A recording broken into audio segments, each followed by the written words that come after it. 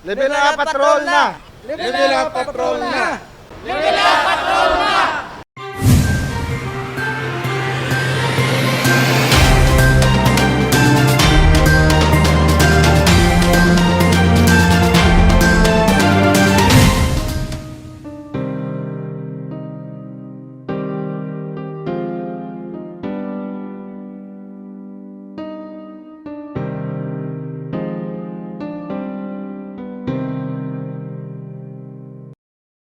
Isa ka open heart surgery survivor kag active youth leader sa simbahan ang nagpakigbahin sang iya istorya sang pagtuo, pagsalig kag pagpalangga sa Dios.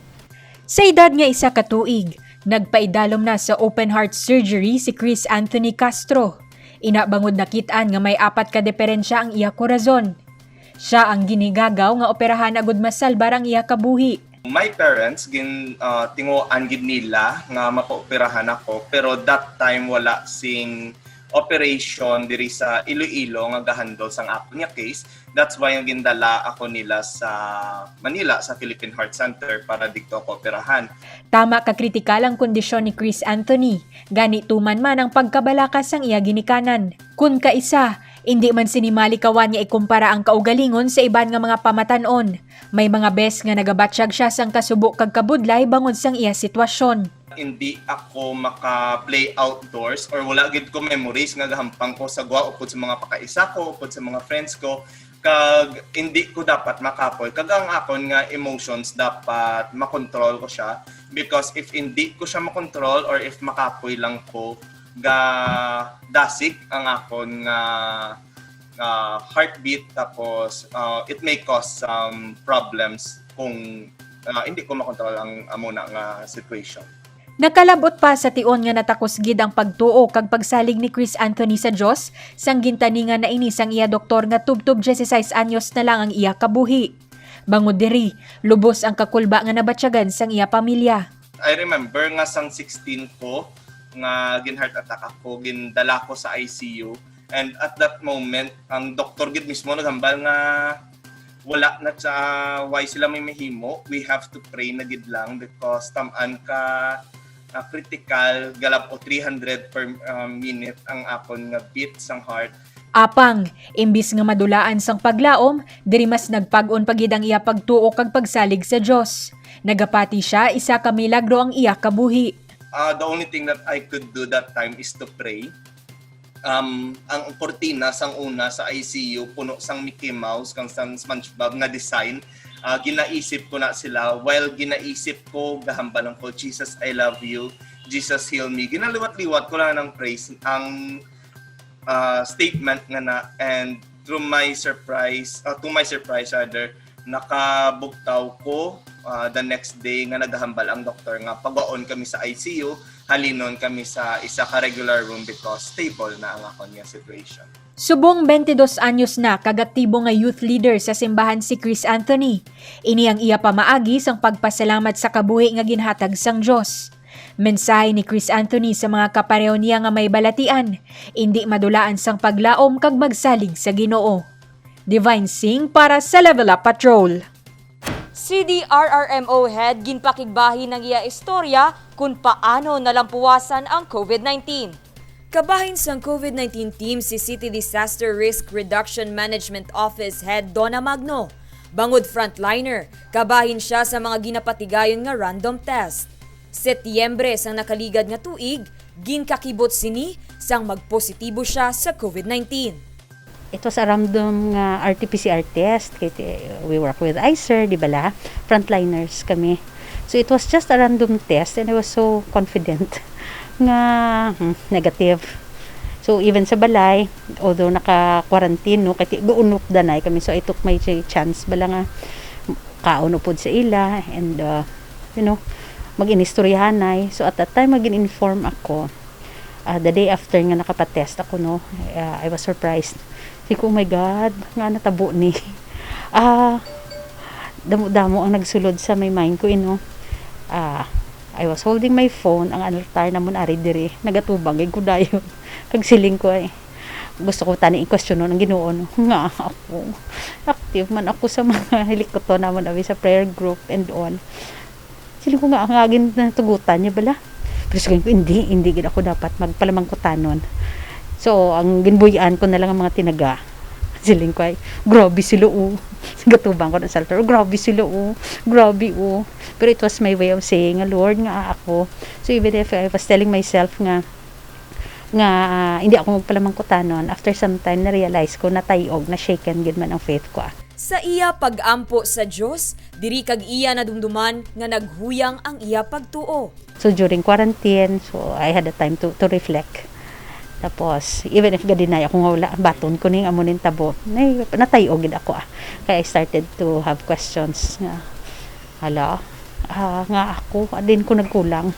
Lord, gina-proteksyonan mo gid man kami. Like ako, di ba? Ako pangamuyo man ko, pero siling ko hindi. There must be something sa kabuhi ko nga nalipatan kung Ginoo, even if gahambal ko nga pangadi gasimba. Feeling ko basi mga reminders lang ni about sa mga bagay-bagay.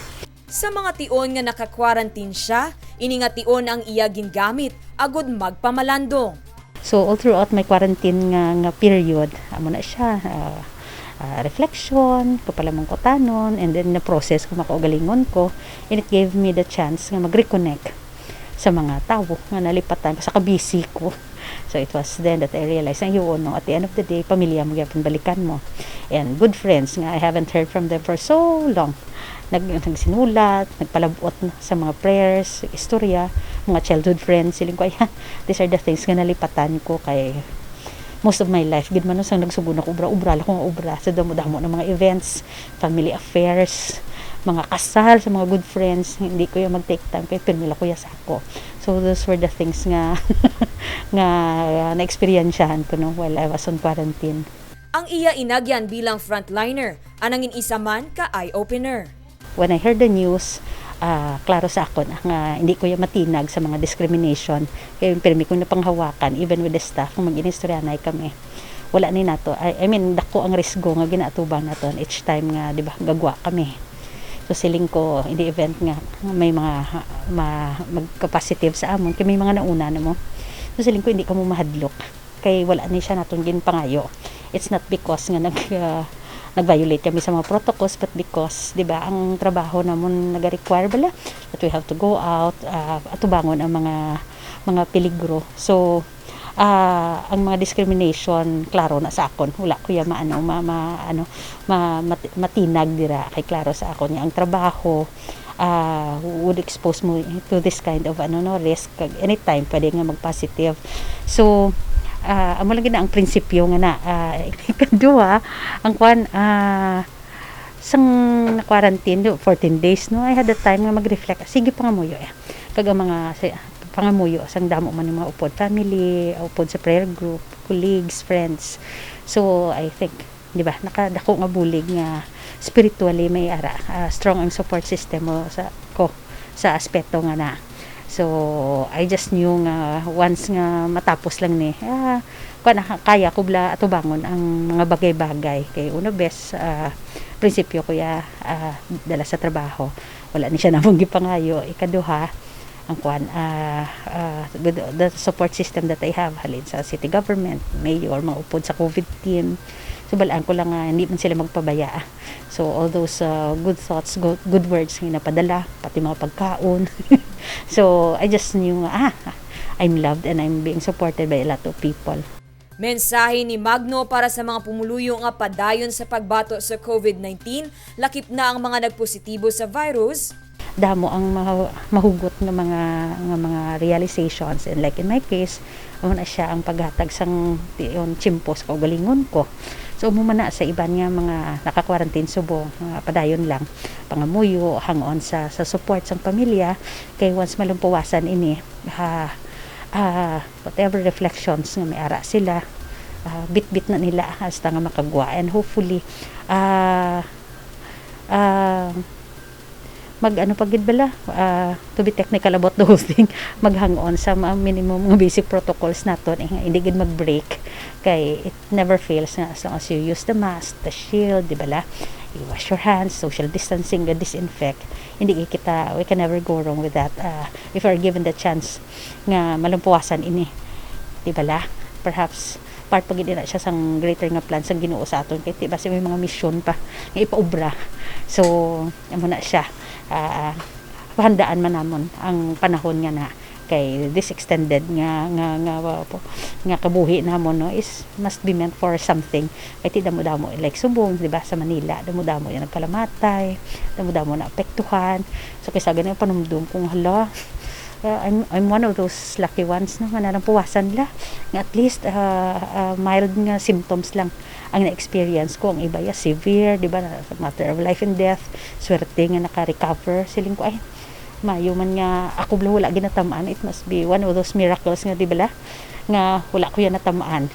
Siling ko hindi ko na siya take it very lightly nga mild man lang to kay posible gitani nga malala no that some stroke of luck wala ako natamaan. So muna siya napasalamatan and for those nga nag-quarantine pasubong pakabakod lang this will come to pass. Dako nga bagay ang suporta sang pamilya kag mga abyan sa tion sa pagpanghangkat sa kabuhi. Apang para kay Donna Magno, mas labi nga importante amo ang himpit nga pagtuo sa Dios agud malampuwasan ang mga problema. Dane Raffles para sa Level Up Patrol. Pamatanon nga nagahandom nga mangin isa ka pari ginahatag ang iya nga oras sa pagtudlo sang katekismo sa mga kabataan. 2016 sang nagsugod bilang katekista sa Santo Niño de Arevalo Parish Church si Christopher Aranda. Isa siya sa mga pinakabata nga katekista sang Archdiocese sang Jaro. Gintuad ni Christopher, lamharon pa siya sang magka-interes sa katekismo. Sa kada may makita nga mga persona sa kilid sang dalan, nabatyagan niya ang pagtudlo sang katekismo, ilabi na sa mga kabataan. My main reason or inspiration why I became a catechist is my great love for the poor. Sa mga times nga makitaan ko sila sa kilid dalan, ginakamusta ko gud sila, gapong ko kutupad sa ila, kakaon, gatag sila pagkaon, kag istorya. Dito ko na-realize kag na-open ang eyes ko nga madamo nga mga pamilya nga wala nagahatag sang tsimpo para sa ila pamilya kag hindi gani kakilala sa Dios. Dito ako nag-decide nga mag-commit sa akon nga self para maghalad sa akong kaugalingon para sa mga kabataan. Kag nagtinguha gid ako makatapos tuon para maging katekista. Para kay Aranda, importante ang paghatag sang tiyempo para sa Ginoo. Sarang ini mahimo pinaagi sa pagpangamuyo kag pagdangop sa iya, tion man sang problema o kun kadalagan. Pagsulod ko nga dito ako nagtuon sa seminaryo nga as a catechist, wala gid ako ginbayaan sa Dios until nga makatudlo ako. Kag makit-an ko gid sa kalipay sa mga mata sa akong mga kabataan, sa akong mga estudyante nga ang ila kagutom sa pulong sa Dios kag ang ila nga desire to know God more. Kag isa pa gid natulokon mo ang sa sini nga panahon madamo ang aton nga mga tsimpo sa iban nga bagay. Wala na tagatag time para kay Lord. Permita gangayo kay Lord sang sinis sang sina, pero ang pamangkot, how much time did you give to God? Kagabasol kita nga amo ni katabo sa aton nga pangabuhi, pero kisa kita man ang basolon. Kaya man we must work as one. Dugang pa sini, pamilya kag himpit nga pagtuo sa Dios ang dapat hatagan pagtamod ilabi na sa mga pamatanon. Importante gid sa kabuhi ang oras kag presensya, labi na gid sa pamilya kay hindi ni mabakal sang kwarta. Palanggaagin ninyo ang isa kag isa, hindi paghulata nga wala na sila kag didto kamo makonsensya. Kalipot sang aton tsimpo diri sa duta, hindi pag-uya nga sa pagdumot, pagpabugal kag pagpakasala. Ang Dios permi gahulat sa aton nga magbalik kita sa iya, biskan kadumdum lang kita siya kung may pangayoon o may problema. Wala takos nga makasulod sa langit tungod sa aton mga sala, pero paagi sa iya gugma kag kaluoy, permi siya gahatag sa aton tsansa nga maghinulsol kag magbag-o. Matapos ang iya serbisyo sa distrito sang Arevalo, plano ni Aranda nga magsulod sa seminaryo agud malabot ang handom sini nga mangin isa ka pari. Jennifer Garcia Hernandez para sa Level Up Patrol.